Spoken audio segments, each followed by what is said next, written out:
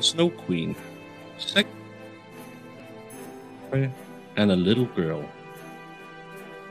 In the big city, it was so crowded with houses and people that few found room for even a small garden, and most people had to be content with a flower pot. But two poor children who lived there managed to have a garden that was a little bigger than a flower pot. These children were not brother and sister, but they loved each other just as much as if they had been. Their parents lived close to one another in the garage of two adjoining houses. Where the roofs met and where the rain gutters ran between the two houses, their two small windows faced each other. One had only to step across the rain gutter to go from window to window. In these windows, the parents had a large box where they planted vegetables for their use, and a little rose bush too. Each box had a bush which thrived to perfection. Then it occurred to the parents to put these boxes across the gutter, where they very nearly reached from one window to the other, and looked exactly like two walls of flowers. The pea plants hung down over the boxes, and the rose bushes threw out long sprays that framed the windows and bent over towards each other. It was almost like a little triumphal arch of greenery and flowers. The boxes were very high, and the children knew that they were not to climb about on them, but they were often allowed to take their little stools out on the roof under the roses, where they had a wonderful time playing together. Winter, of course, put an end to this pleasure.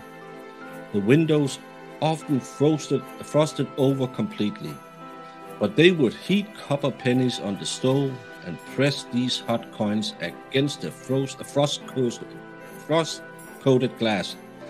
Then they had the finest of peepholes, as round as a ring, and behind them appeared a bright, friendly eye, one at each window.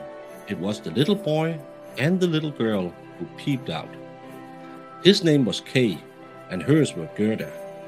With one skip, they could join each other in summer, but to visit together in the wintertime, they had to go all the way downstairs in one house and climb all the way upstairs in the other. Outside, the snow was whirling. "See the white bees swarming," the old grandmother said. "Do they have a queen bee too?" the little boy asked, for he knew the real bees had one. "Yes, indeed they do," the grandmother said. "She flies in the thick of the swarm.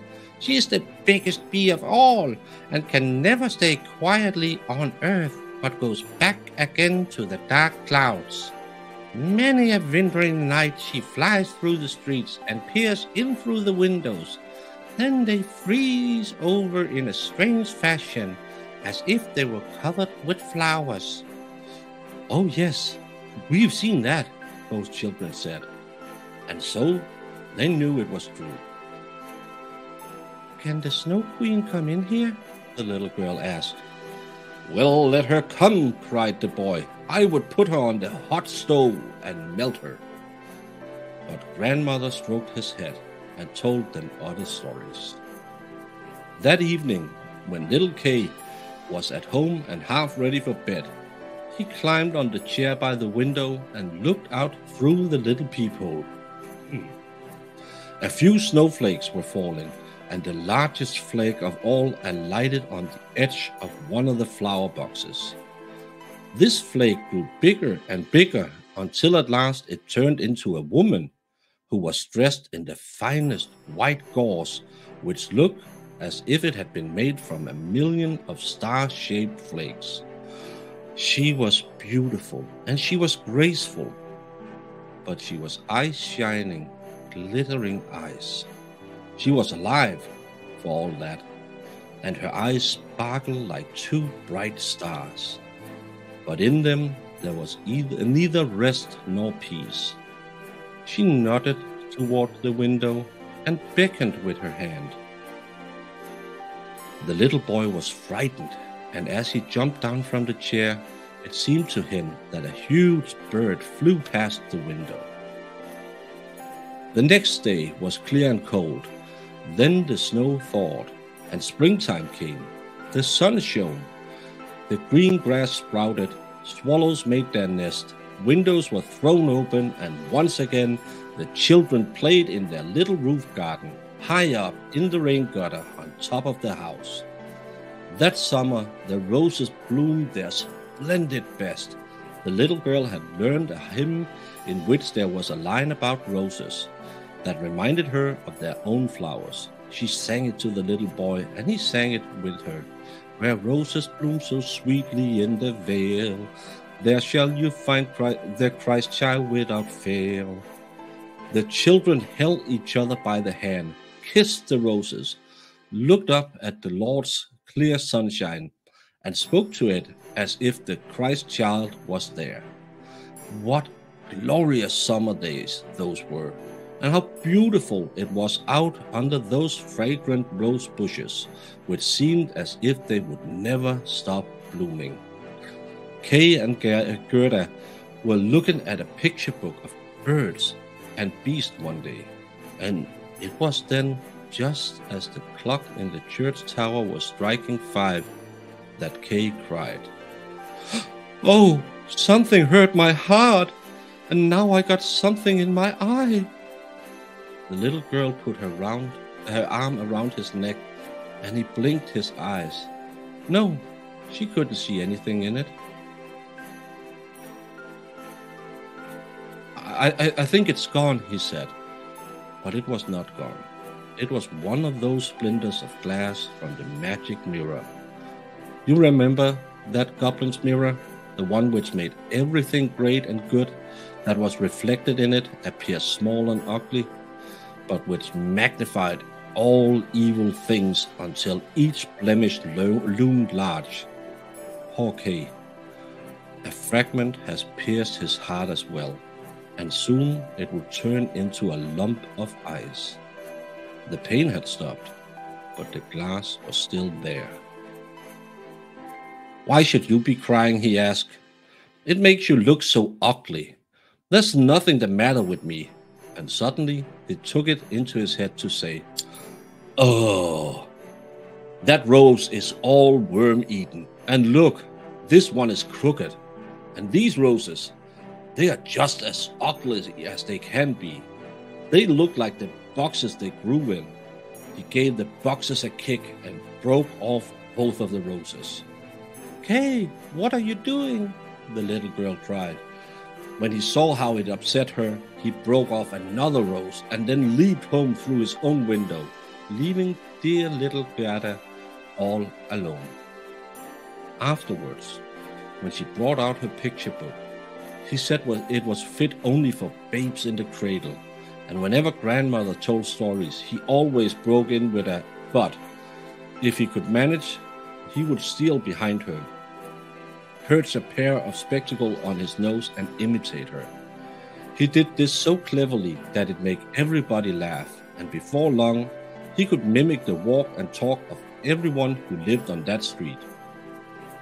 Everything that was odd or ugly about them, Kay could mimic it so well that people said, "That boy has surely got a good head on him." But it was the glass in his eyes and the glass in his heart that made him tease even little Gerda, who loved him with all her soul. Now his games were very different from what they used to be. They became more sensible. When the snow was flying about one wintry day, he brought a large magnifying glass out of doors and spread the tail of his blue coat to let the snowflakes fall on it. "Now look through the glass," he told Gerda. Each snowflake seemed much larger and looked like a magnificent flower or a 10-pointed star. It was marvelous to look at. "Look how artistic," said Kay. "They are much more interesting to look at than real flowers, for they are absolutely perfect. There isn't a flaw in them, until they start melting." A little while later, Kay came down with his big gloves on his hands and his sled on his back.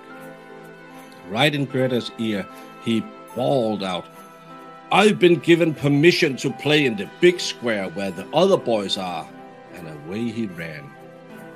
In the square, some of the more adventurous boys would tie their little sleds on behind the farmers' carts to be pulled along for quite a distance. It was wonderful sport. While the fun was at its height, a big sleigh drove up. It was painted entirely white, and the driver wore a white, shaggy fur coat and a white, shaggy cap. As the sleigh drove twice around the square, Kay quickly hooked his little sled behind it, and down the street they went. Faster and faster. The driver turned around in a friendly fashion and nodded to Kay, just as if they were old acquaintances. Every time Kay started to unfasten his little sleigh, the driver nodded again, and Kay held on, even when they drove right out through the town gate. Then the snow began to fall so fast that the boy could not see his hands in front of him as they sped on. He suddenly let go the slack of the rope in his hand in order to get loose from the big sleigh, but it did no good. His little sleigh was tied on securely, and they went like the wind. He gave a loud shout, but nobody heard him. The snow whirled, and the sleigh flew along. Every now and then it gave a jump, as if it were clearing hedges and ditches. The boy was terror-stricken. He tried to say his prayers, but all he could remember was his multiplication tables. The snowflakes got bigger and bigger until they looked like big white hens. All of a sudden, the curtain of snow parted, and the big sleigh stopped, and the driver stood up. The fur coat and the cap were made of snow, and it was a woman, tall and slender and blinding white. She was the Snow Queen herself. "We have made good time," she said. "Is it possible that you tremble from cold? Crawl under my bear coat."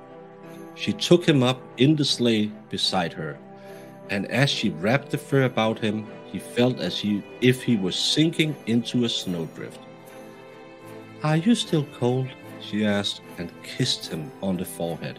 Oh. That kiss was colder than ice. He felt it right down to his heart, half of which had already an icy lump. He felt as if he were dying, but only for a moment. Then he felt quite comfortable and no longer noticed the cold. "My sled! Don't forget my sled!" It was the only thing he thought of. They tied it to one of the white hens, which flew along after them with the sled on its back. The Snow Queen kissed Kay once more, and then he forgot little Greta and grandmother and all the others at home. "You won't get any more kisses now," she said, "or else I should kiss you to death." Kay looked at her. She was so beautiful. A cleverer and prettier face he could not imagine. She no longer seemed to be made of ice, as she had seen when she sat outside his window and beckoned to him. In his eyes, she was perfect, and she was not at all afraid. He told her how he could do mental arithmetics, even with fractions. She kept on smiling, and he began to be afraid that he did not know as much as he thought he did. He looked up at the great big space overhead as she flew with him high up on the black clouds, while the storm whistled and roared as if it was singing old ballads. They flew over forests and lakes, over many a land and sea. Below them the wind blew cold, wolves howled, and black crows screamed as they skimmed across the glittering snow. But up above, the moon shone bright and large, and on it Kay fixed his eyes throughout that long, long winter night. By day, he slept at the feet of the Snow Queen.